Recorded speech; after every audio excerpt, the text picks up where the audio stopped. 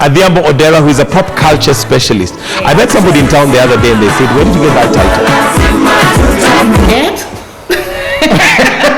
You earn it. You earn it. Who's that guy? Yes, you earn this. Okay, there you go. We also have Stephen Mwendo.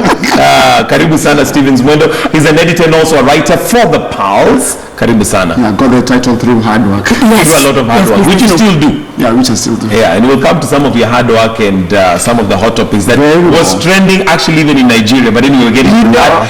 But first of all, I want to hear your take on that song. Love it, love it, love it. You know, we spoke about this on the first, when we were here, and we said that some bands and some people have got to be looked at. Yes, so we were saying what to look forward to. Yes, and we said head to the band, you know, once we just get a little bit sleek. And then I told you Sarabi is the new band to look at. And that song features both of them. It's actually a Sarabi song and it's featuring Had the Band. Oh my God.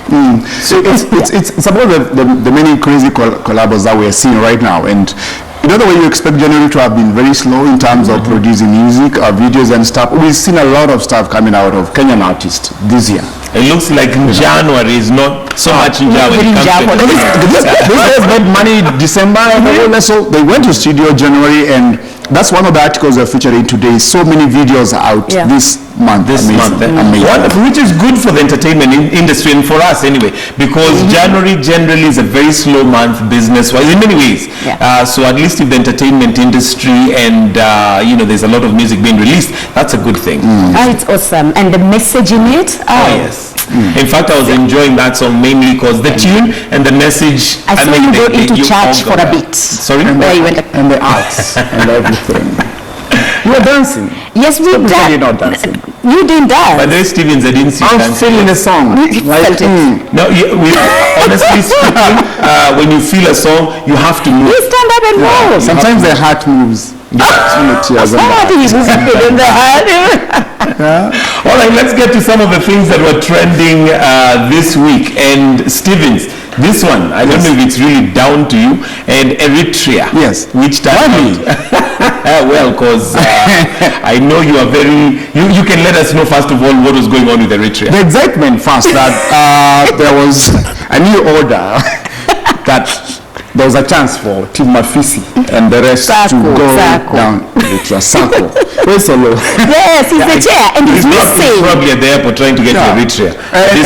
And the basic story was that there was an announcement by powerful religious individuals that men needed to make things work or multiply. It was not for Kenyans. Kenyans hijacked something that really wasn't there, and that is so Kenyan, and especially Kenyans on Twitter. For me, when I read it, it of course I smelled a rat. There's absolutely no way. There's absolutely no way that a country that is 50% Christian and 50% Muslim would wake up one day and say, now there is a shortage, you have got to marry this. So I knew from before that there had to be something that is absolutely wrong. But what was interesting is how it trends and how it changes and how everybody gets something the memes were to die for. I mean, like, did you see the matatu? Theirs was written and they're actually just dying, you know, like they really need to go. And then of course the chicks caught feelings, you know, and therefore they put the Kenyan man here and the Eritrean man here and say, why do you think these people... But again, why was the Kenyan man so interested in going to Eritrea? Is it about the Kenyan girl not being the girl that man is looking for? You didn't see the kind of women they were putting. There was a particular picture that was there that was showing the Eritrean ladies, and I think, that's probably why. That's why it was trending to start with. And of course, I mean, let's just call a spade a spade. There were very attractive ladies that had been put there. The girls. I'm not sure. Yes, I'm not sure if all the girls in Eritrea look like that, but anyway, majority probably. I hear they're really beautiful. You hear, you know. I mean, the one thing that trended. It's work of research. I mean, it's work of research. I do this for my readers every day. What research? Yeah. And you hear. Yeah. So I think it's just but still, Mike, I just kept on thinking, what if that was true? If it was true, it would really be something different. But I mean, You can imagine, I think it was it China where you're only allowed to have 2 babies. Now, this would be another extreme of having to marry 2 wives, and if not, then you'd be arrested, which would be absolutely it is so funny, it's very interesting. You know, Eritrea, that's like most of the African countries, the ratio of men to women is almost 50-50. So it's also not possible that could have been one of the things that they said. But having said that, let's go back to the fun that was playing around, because Right. that, I mean, for us, that's really it. We know that Eritrean women are beautiful. Do you know how we know? The Lord Fidel was the guy who showed us that, hey, here, Confirming what here, yes, And we're hearing it from a Kenyan lady, so really, and this is you've confirmed it, so thank you very much. Who are playing safe, because why are you playing safe? we might be lynched. Already, We might be lynched. your PMs first of all already showed you that. We might be lynched. There you go, that's some of the pictures. Eritrea orders citizens to polygamy, which of course has come out to not be true from sources, and I think I was reading this online. There was one of the ministers from there who was very cheap ways to travel to Eritrea. So that is what guys were reading, and some of the memes that were coming through. We can just have a few more scrolling as I try and get this order that had been given or read out, and apparently this was broken by crazy man. These are kids who, when you hear your dad is going to Eritrea, and you can almost see the Canadian thing saying, "Mama, the you." girl already moved off. It begins at an early age. We're already very distressed. Okay. And that There are the Team Mafisis on their way to Eritrea. On polygamy. But the thing about Kenyans is that they always have a way of making fun of anything. And of course the Kenyan men there now versus... Thank you on that, thank you. But it looks like Eritrea, it's not just the ladies, even the guys also are good looking. Yes. Yeah, they're Eritrean with love. Yes, that was the matatu. and Nigerians jumped in this time around. Yes, actually it was trending even in Nigeria as well. Yes, it was. When you're And South Africa. And South Africa. And so crazy, so crazy. Wow. Quite a topic. And you decided that, you know, eventually when everybody found out it's fake, did you see how eventually when they say that, and the Kenyans came out with how to say it was fake, and they said, actually they've been informed that you have to serve 2 years in the army. And then they're like, really? Do I have to do So all of it was like, yes, they can make fun with something. And sometimes I think there has got to be things like those. We cannot be all really serious. And Eritrea has always been falling prey to things like this. There was a time other people said they've ordered other people, I think 2013, 2012, and even last year there were some things that people are actually saying about Eritrea. I think perhaps it's because they're really beautiful people and they're deeply religious. And just for the record, for me, I really am okay. I do not need to go to Eritrea. I think Kenyan men are good looking enough. I do not need those other ones. So Kenyan men, together. Okay. Do you also want to make your declaration, Stevens? I'm already done. I just got a surprise that she wants to keep it local. I want to keep it local. The Eritreans are really light for me. You're not into Tim Brown's? I want to be the export sometimes and import sometimes. It's allowed. I am on record. Let's see right here on the cameraman which one. Okay. I shall leave. She sounds like she's made a choice. I think she's already made a choice. Maybe as she walked in, she already had seen something. I've been seen. You've been seen. You've been seen. Okay.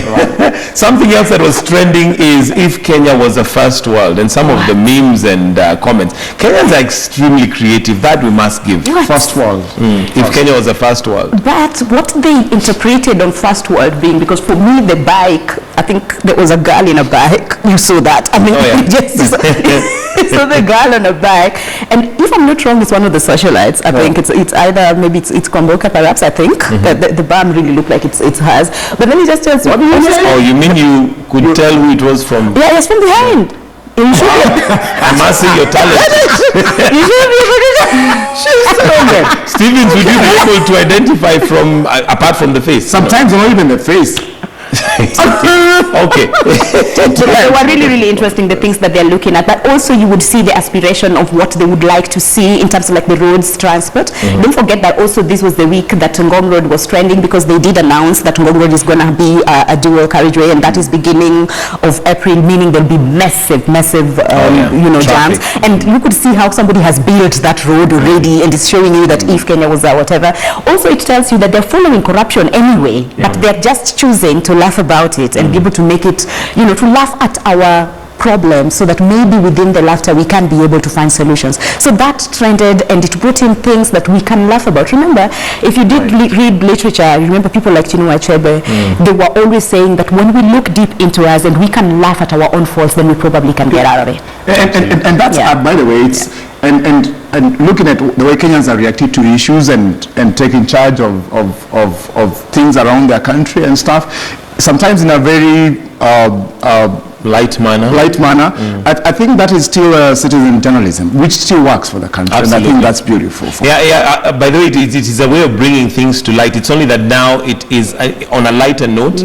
We take a comedy angle to it, which I think is less depressing than looking at it very practically and the way it is.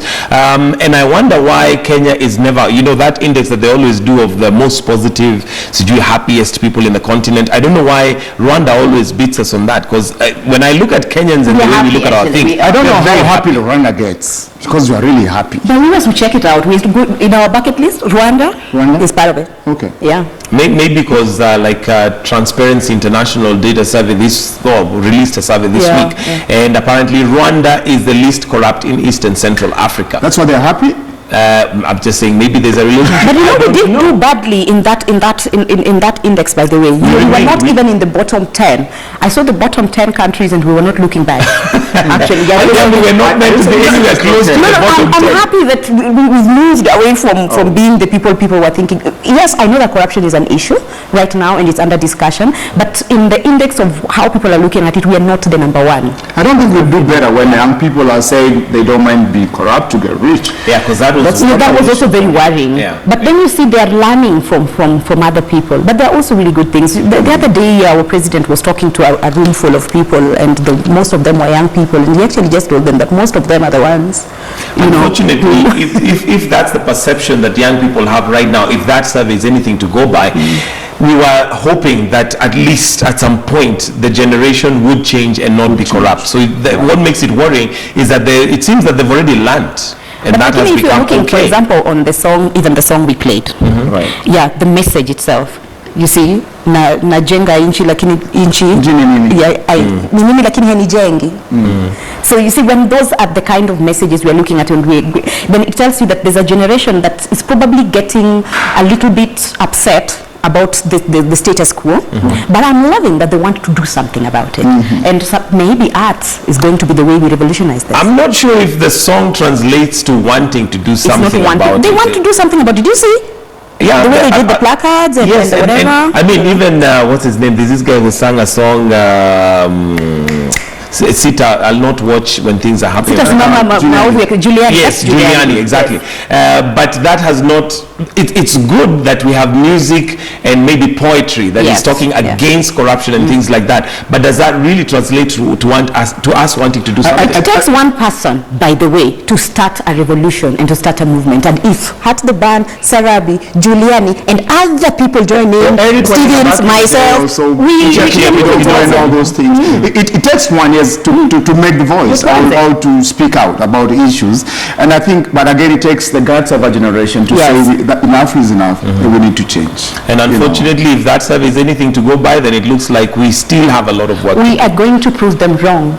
What, the survey? Yes. Okay, how do you think we're going to do that? No, we are going to stand up against corruption. Okay, and we are going please, to do it. Corruption ends with you. Yeah. In fact, I think we have this problem, Serikali, the Serikali issue that we always have, Serikali Saidia, Serikali do this. So I think even with corruption, we're waiting for Serikali to Saidia. But of course, 2015 has been a year that we have seen a lot of corruption and massive scandals, which of course leaves us to think that Serikali will not side us. It's upon us to we have to change it, beginning with myself. If I'm comfortable asking, actually somebody said something that was so nice. I think I watched it in the news the other day, and somebody said, honestly, if even for your own child you're bribing them, you're like, mommy, eat, then I'm going to give you. Then I'm going to give. I mean, you're already making that child say, believe that it's this, give me this, and I do that. Yeah. So already that just becomes bigger.